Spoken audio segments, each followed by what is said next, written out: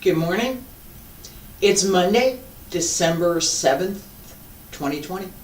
My name is Terry Morgan. We are here to practice Tai Chi. This week I'm going to focus on the connections between the movements. Okay, so I've talked about this idea of connecting everything and that one movement's connected to the next and that you want to finish one movement before you start the next one, you finish this one first and then go on to the next. Finding those connections and working with them is part of the ability to change from one to another without really having to think about it very much, and to see where those patterns are so that you can make the connections. All right, let's work on our stretches and then we'll practice.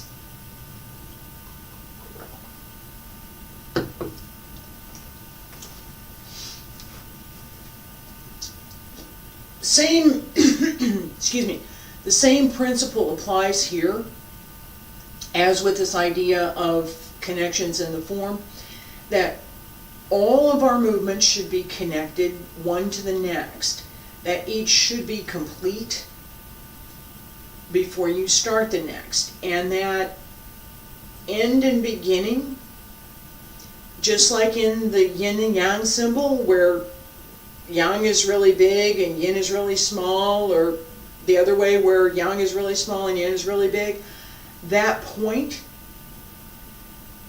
can be a little bit difficult to work with. So we're going to work on it today. Stand straight, pull up through the crown of the head, feet about shoulder width apart, shoulders down and relaxed, shake your arms, everything should be open. Bend your knees just a little bit. You can wiggle your legs. Open the hip. Pull up through the front. Down in the back. Open the Ming Men. Tuck the chin just a little bit. Not a lot. And pull up. Open the Yujin and the base of the spine. Hands up to the front. Back to both sides. Up along the center line, and reach out. Bend the knees.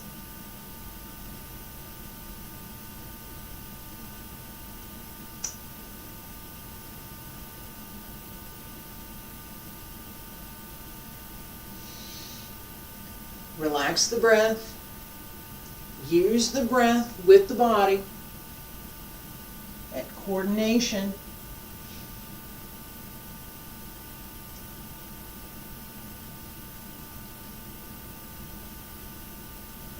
The more closely you can coordinate the breath with your movement, the easier it is to keep the movement smooth and continuous.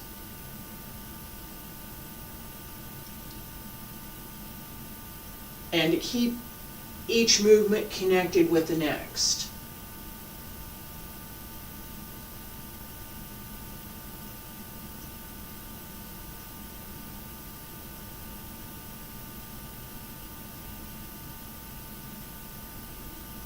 Two more.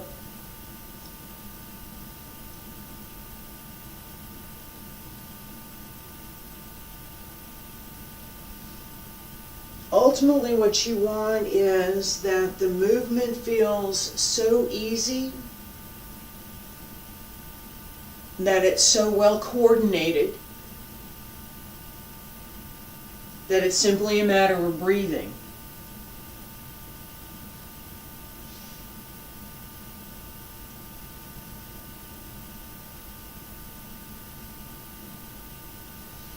Yeah, one more time. Reach out.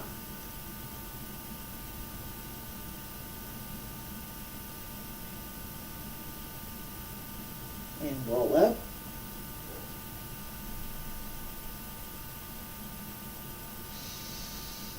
Yeah, inward.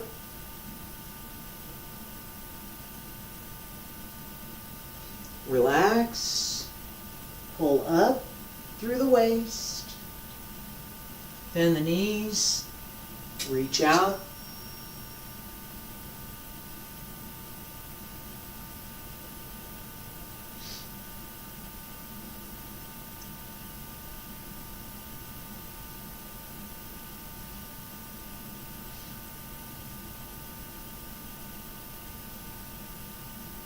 The more you can relax, the more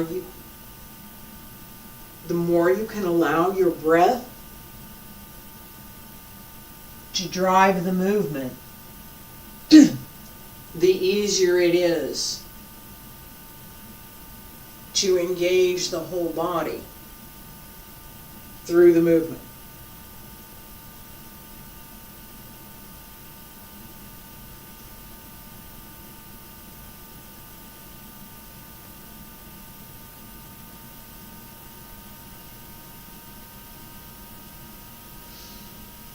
And remember that the breath should be smooth and continuous as well. There's no hard breath in what we're doing. 2 more. Follow the fingertips down. Pull up through the waist, relax the hip, extend out. 1 more time.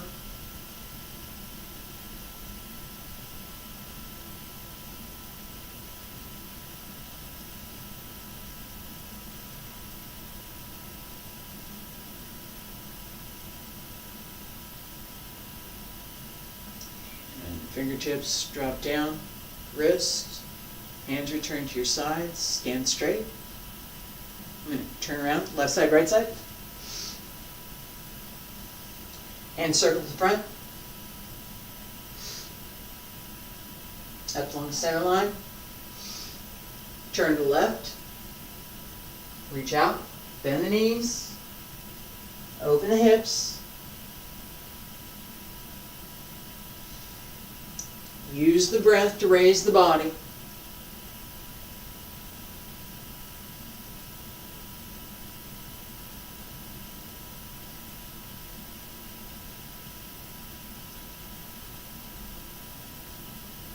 Breathe in.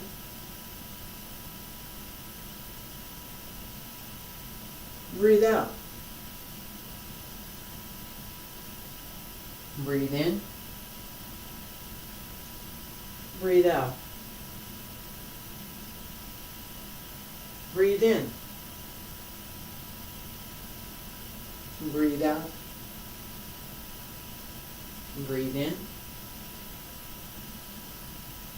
Breathe out.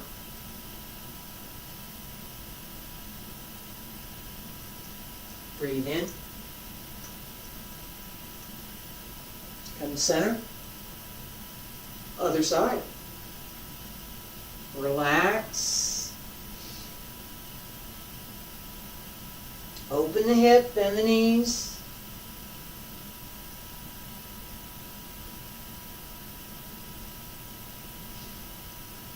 Keep the knees over the toes.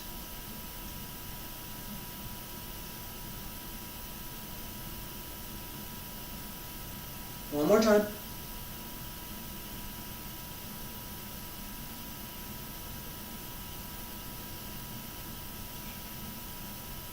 Come center. Elbows drop down. Wrists. Fingertips. Hands return to your sides. Outside, inside. Hands circle to the front. Return to both sides. Up along center line. Reach out.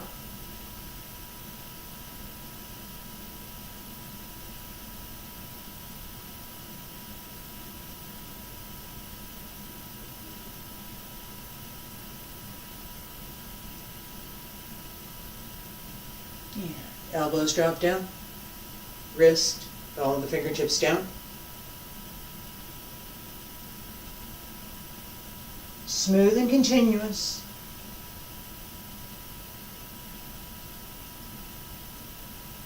support the spine through the abdomen.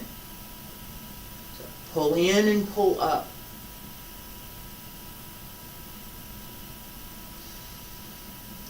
Stretch up, pull in, reach out.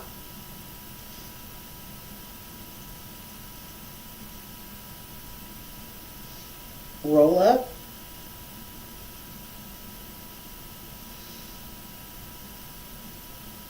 And extend up. Elbows drop down.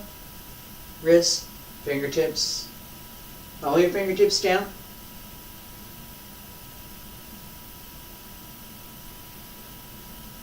And come on up.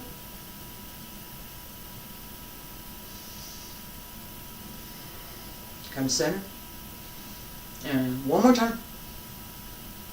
Up along center line. Reach out.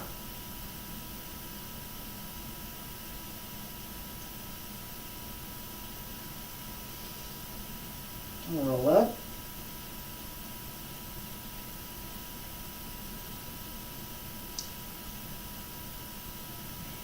Elbows drop down. Wrists. Follow your fingertips down. Bend the knees. Reach out. And elbows drop down. Wrists. Fingertips. Hands return to your sides. And stay there for just a second. Alright. Relax. I want to talk just a little bit and show just a little bit this idea of what I'm talking about as far as the connections between. And I'm going to use our stretches as a good example. One of the things that I particularly like about these stretches is they're extremely simple. So they make great examples for lots and lots and lots of things. Alright, so as we do this stretch, I'm going to go this way so we can see what I'm doing here. Alright, so I start here, come back to center, up along the center line, and reach out to go over. And this is the bottom. This is as far as I go. Now I start up. What we want, and excuse me, the same, it's my morning for being a little hoarse. Alright. What we want at the same time at the top of the circle, as we extend up, there's a point that we cannot extend up any further, right? You're not going any further unless you get a ladder, right? No ladders. And we're not raising up on the heels to get, raising up on the toes to get higher. Not this exercise, right? So, at both points, I can't go any further up. I'm going to go over now. At this moment, there's a change. Little bitty. The same here, as I start up, I'm down, and I start up. It's a little bitty change. Change in the way that I'm holding my weight, a change in the use of the muscles in my lower body, right? So as I'm getting ready to go over here, what's the best angle for this? This is the best angle for this. All right, as I'm getting ready to go over here, right? There's an adjustment that I make right here. You can't see it. It's really small. That I pull up more in my hip. This comes up more without raising the heel. Just trying to illustrate this in video here. So this comes up more. The heel stays down. And I pull up more through here so I can arch over. It's right there. This is the kind of thing that I'm talking about with this connections. The little changes that give us the next movement, those connections. As I get ready to extend over, this pulls up, this pulls across, this pulls up, right? Wait, they both go together, right? And I sink just a little bit more in my heels to keep my legs solid so that I can support my body as I'm going over. As I come up, there's that subtle change that I talked about in where I have my weight through my legs, what effort I'm making in the back of the leg, both in the calf and in the upper leg, right? And the type of effort that I need to make through the abdomen. All of these are made easier as we can connect what we're doing with the breath. Breathe in, breathe out. Do this move, breathe in. Do that move, breathe out. It becomes a very natural type of a thing. It feels very comfortable. And that's key. Because for most of what we're doing, and ultimately in practice, you should be comfortable. This is not a gonna hurt more, get more pain, get more gain kind of thing. Yes, there is muscle work to be done. Yes, there are days when we're going to build strength and there's going to be more pain than there might be otherwise. That's practice. The goal is not to maintain that. The goal is to develop the intrinsic strength and the internal connections to be able to do the movement as if you were simply breathing. It really can be that easy. It really can. Alright, I'm going to put the nice music on. Keep this idea of this sustained connection between the movements as we practice.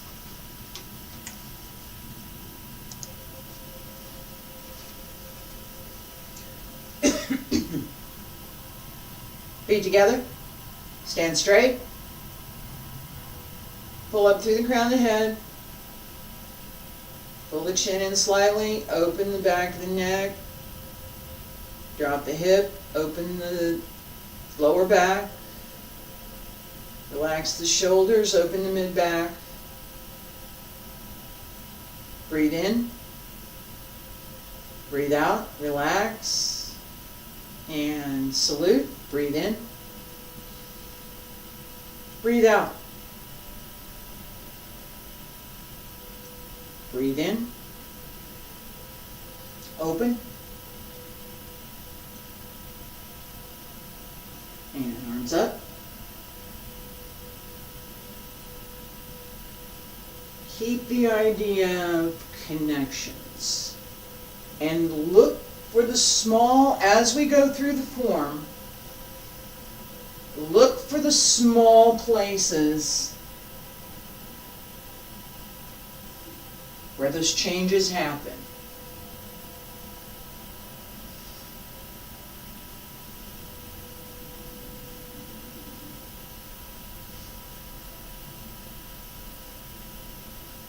Pull down,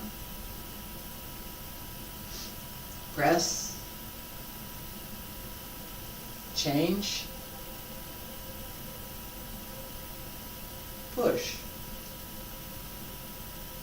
change, single whip,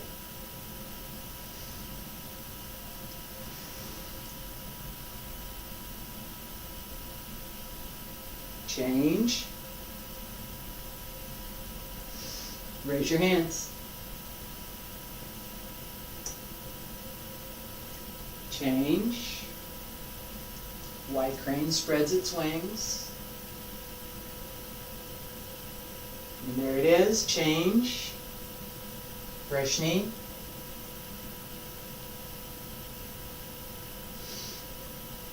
change again, step up, hamstring the loop,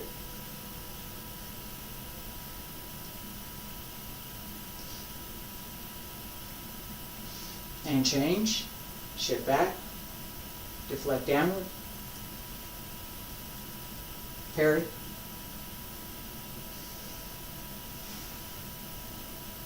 and punch. Shift back, close door, turn, crossing hands,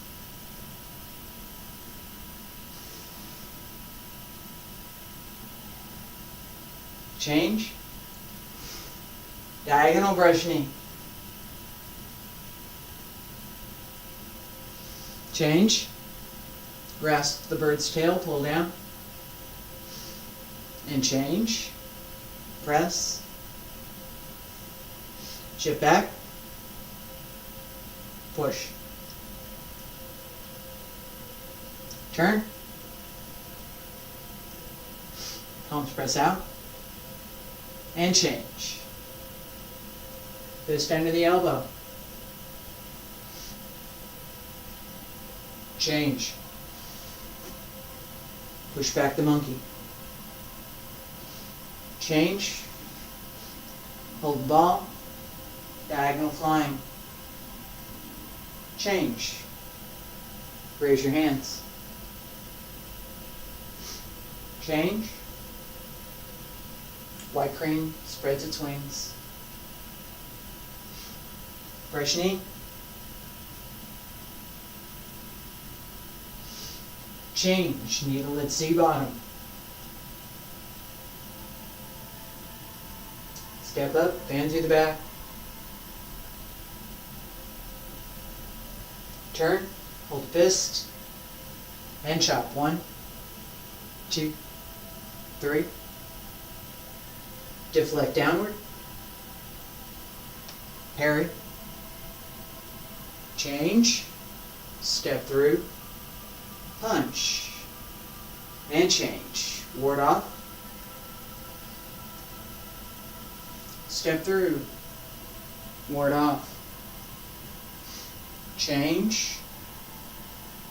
Pull down. Press. Change,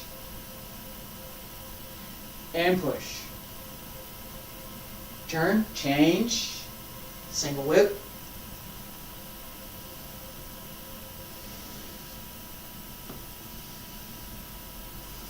and change. Palms up. Bring the right foot in, both palms down along both sides, stand straight. Left foot closes in, salute. Stay there. All right, and relax. Okay, so I'm going to talk about the change from brush knee to hamstring the loop and to needle at C bottom. There's a couple other places that we have similar kind of thing happening. This is the idea that whatever comes before contributes to what we're going to do next. Okay, so certain moves are not going to necessarily give us particular other moves. In the case of brush knee actually opens the door for quite a few moves that we have. So brush knee, step up, hand strum the lute. Brush knee, step up, needle at C bottom. Brush knee, shift back, deflect downward, parry, and punch. So from this one move, we can see how the form, this particular form, that's what we're using, gives us the keys for what to do next, what makes sense to do next. From here, stepping up is a logical thing. From here, shifting back, also very reasonable thing to do. From here to step up and kick with either leg, kind of a problem. My weight's not distributed to be able to do that. Yeah, I probably could get the back leg to go, and I can shift back and come to here. It's possible. It's not logical. Not with the dynamic of this particular move. There are other places in the form where it is much more logical, and other ways that we can get to where we're on a footing that gives us the opening. Right here, white crane spreads its wings. This is ready, okay? There's a front snap kick here. And yes, I did just roll off my foot. Let me do that again. All right? This foot, white crane spreads its wings.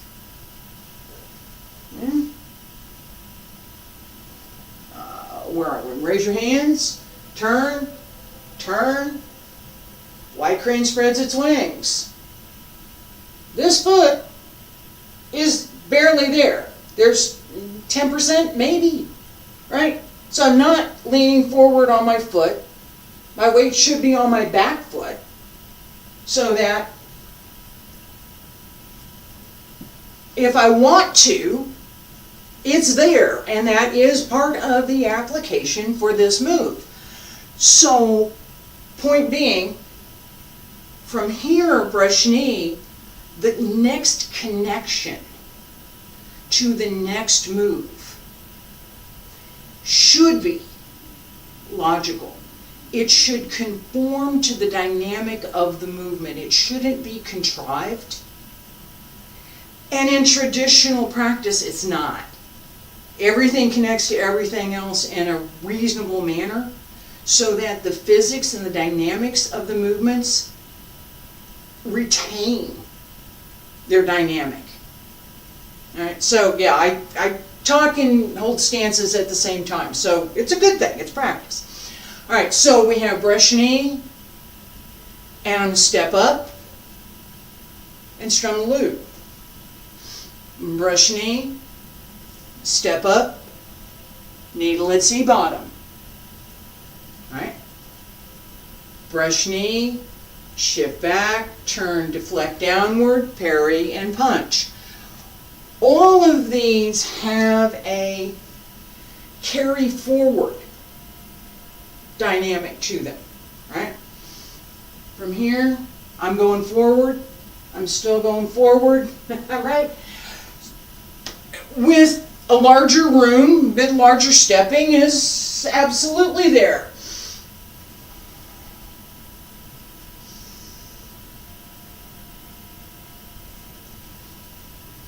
I still step and close here and open here for hand strum the lute. That's the move, right?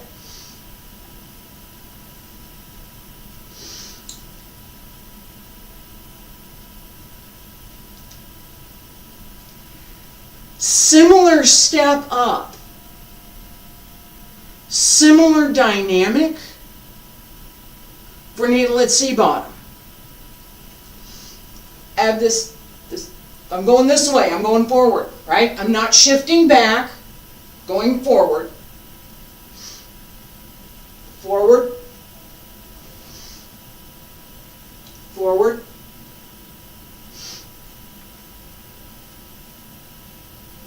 Shift back. But my intent is to still go forward. Okay? Deflect downward. I'm going to move this thing out of my way, and now I'm going forward. All right?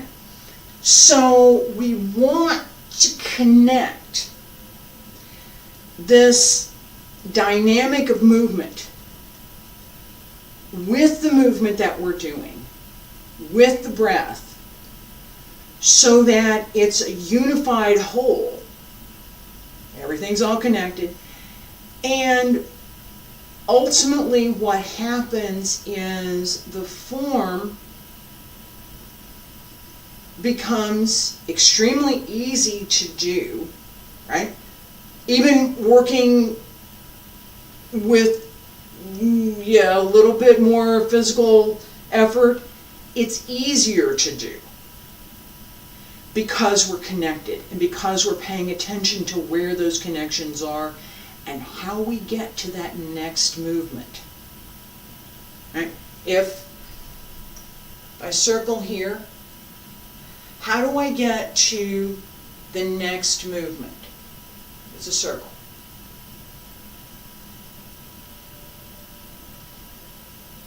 I can come over here, I can come over here.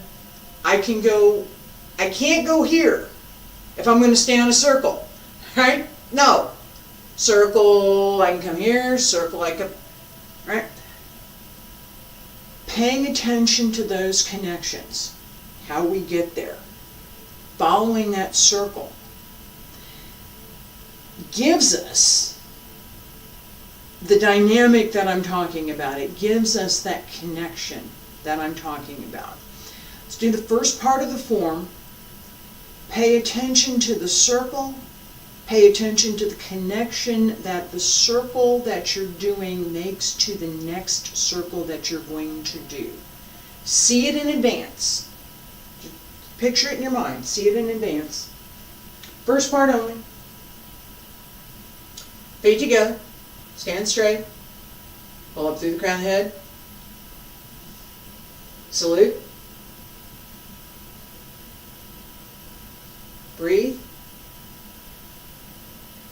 Follow the connections. See the circle. Breathe in. Breathe out. Release the left. Open. Center. Follow the circle.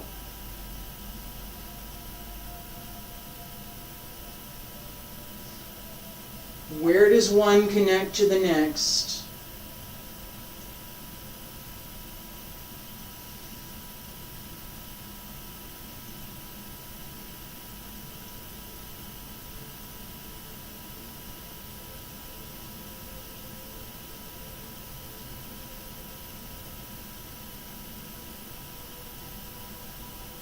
Follow the circle.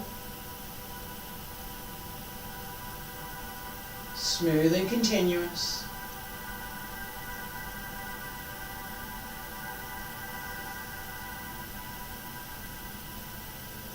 Each movement is complete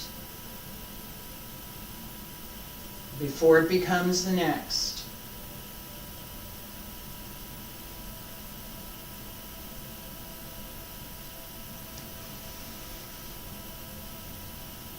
Connect through the changes.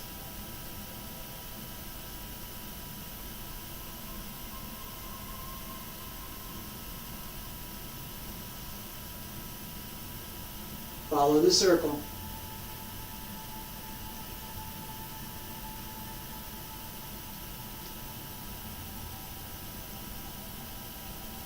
Change. Turn. Fresh knee. Change. Step up, hands on the loop. Follow the circle. Fresh knee. Follow the circle. Step through. Punch. Shift back. Circles again. And turn.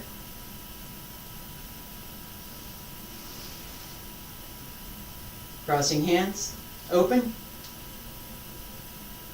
Straighten. Close the left and slip.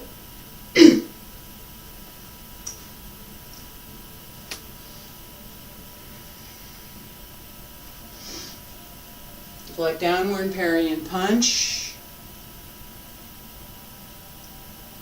Parry and punch. Round. Excuse me.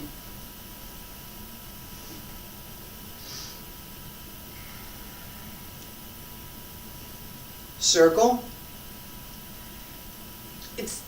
It's not quite a straight line.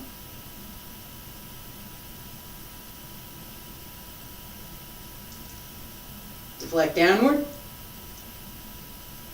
Parry.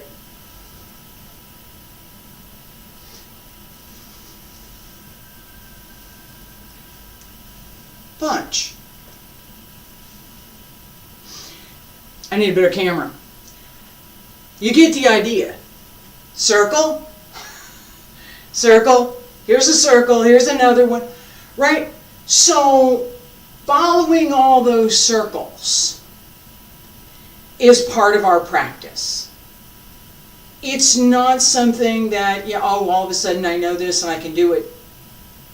It's like, oh, I know it. I got to find where I have a square. I don't have a circle. Now what do I do? I went through that.